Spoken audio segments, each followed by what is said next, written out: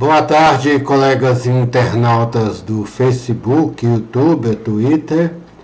Aqui nossa reintrodução do nosso canal do YouTube, Método Aferente Wallace Recente, no segundo domingo do tempo comum, logo após a primeira semana.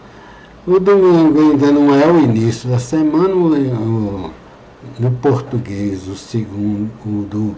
a semana se inicia na segunda semana comercial, né? E nós estamos no início do tempo comum. Depois dessa primeira semana em que as coisas apaziguaram, quem viu o nosso vídeo passado, né? E vamos retomar agora, fazer só uma breve recapitulação, né?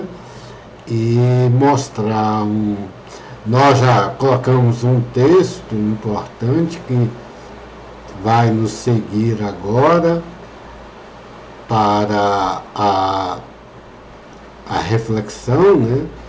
Nós estamos refletindo 3 livros, Jesus Cristo Libertador. A gente vem sempre refletindo partes dele por conta que nós sempre acompanhamos cronologicamente a liturgia da Igreja Católica. E a liturgia da Igreja Católica, ela segue a vida de Cristo. Então sempre vai estar uma referência a Jesus Cristo Libertador. Estamos vendo também a dobra de Deleuze. Nós recuperamos um texto, né, daquilo que nós achamos mais importante, e estamos vendo Ser e Tempo. Essas são 3 obras filosóficas e procuramos ver o mundo dentro dessas perspectivas. Além de tudo, tem uma perspectiva geral, né? Nessas últimas leituras de Ser e Tempo, né? Nós estamos vendo a parte final, né? Quando o Heidegger fala o propósito dele, né? De cura, ele fala em cura, né? Recuperar a presença, mas a presença dentro de uma perspectiva de morte. Isso vem de uma visão ontológica de Hegel, né? Na famosa trilogia que nós estabelecemos, o Hegel nunca sistematizou claramente esses termos, mas nós organizamos em nossa visão, que dá uma perspectiva ontológica boa, que é o ser aí, o ser em si e o ser para si. Tem várias outras passagens nossas, né? Nesse sentido. E o Heidegger segue mais ou menos.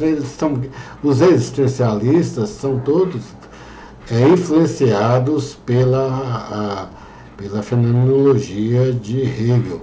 São grandemente influenciados por Husserl na sua obra de fenomenologia, né?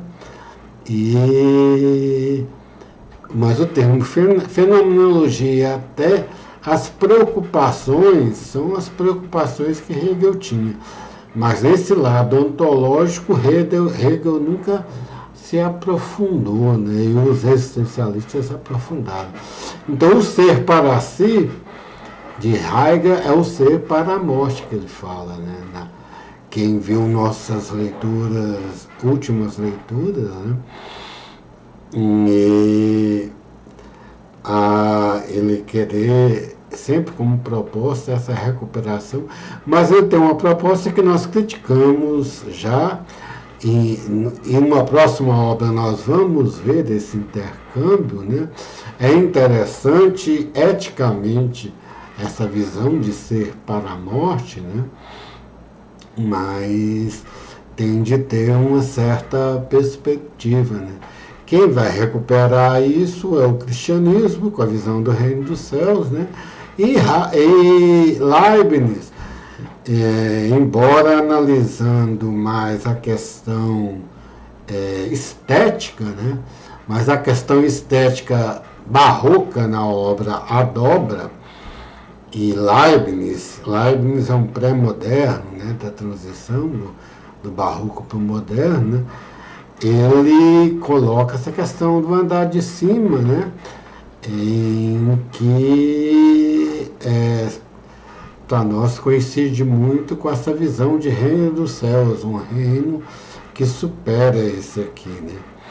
E todas as nossas buscas, né, eles têm razão de ser nessa perspectiva de reino dos céus, que quiçá vai se concretizar aqui dentro da visão cristã, né? E na parousia final, o reino dos céus vai descer aqui, né?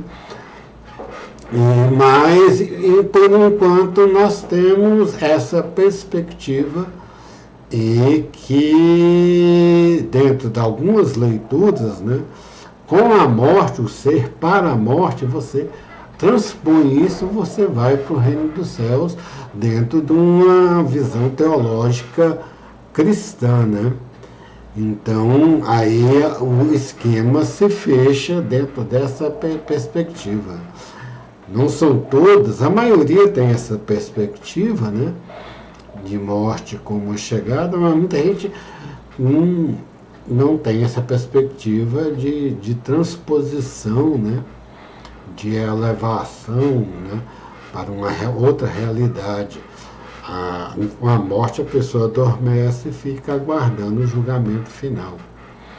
Então, essas perspectivas que tem é a perspectiva de Heidegger e o quanto que ela ajuda, né, nesse processo de cura, que o Heidegger fala, né, que esse processo de recuperação do ser para a morte em sentido próprio, não impróprio, que é só a morte, morreu tudo, mas no sentido próprio de projeto, né?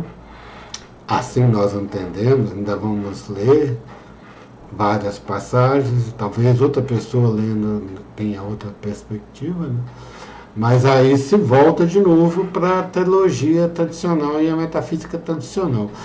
E Heidegger, uma das críticas que no início ele quer quebrar isso, né? Nessa questão metafísica, né? Ele quer quebrar essa visão tradicional religiosa.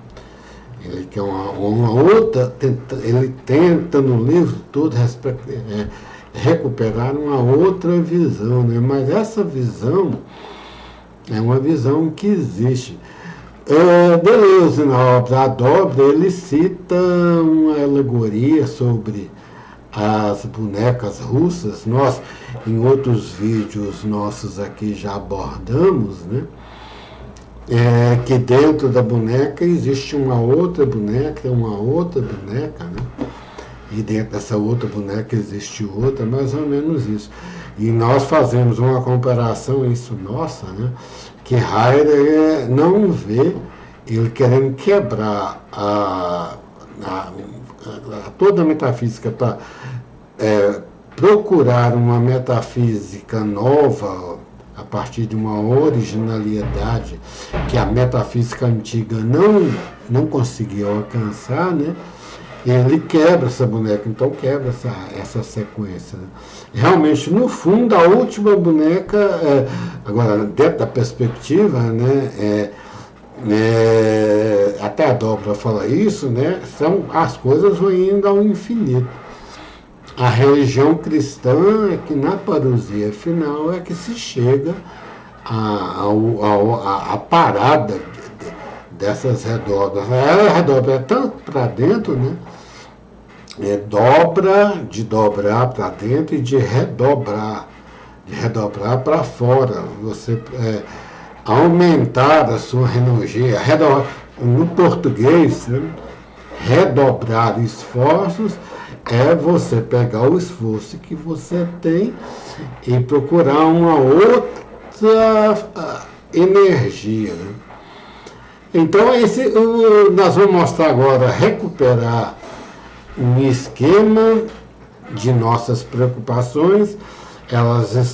Esse esquema está contido na junção dessas duas obras que nós já publicamos, a Anunciação do Wallace e Essencismo.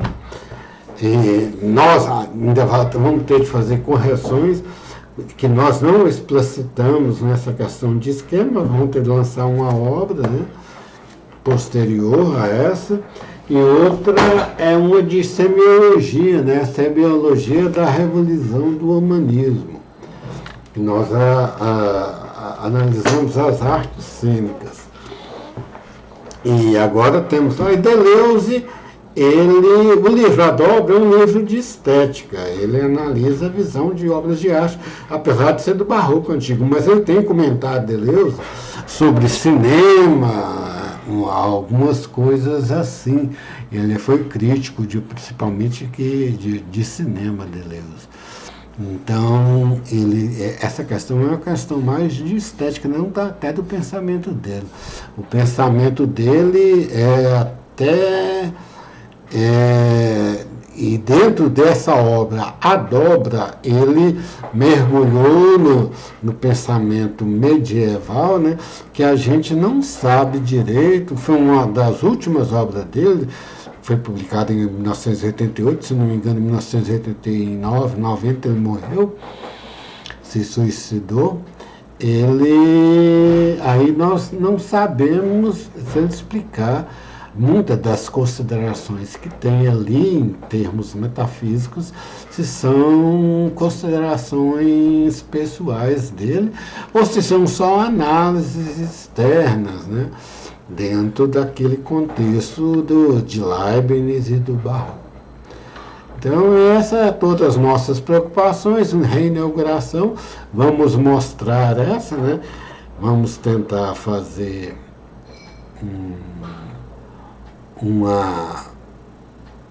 inaugurar uma forma, né, de cantata do tempo comum, né? E assim nós vamos encerrar a obra. Vamos mostrar agora no próximo vídeo a estrutura teórica nossa, né? E outro, uma cantata rápida sobre o tempo comum, que nós nunca fizemos nesse canal. Vamos inaugurar essa temática agora. Boa tarde.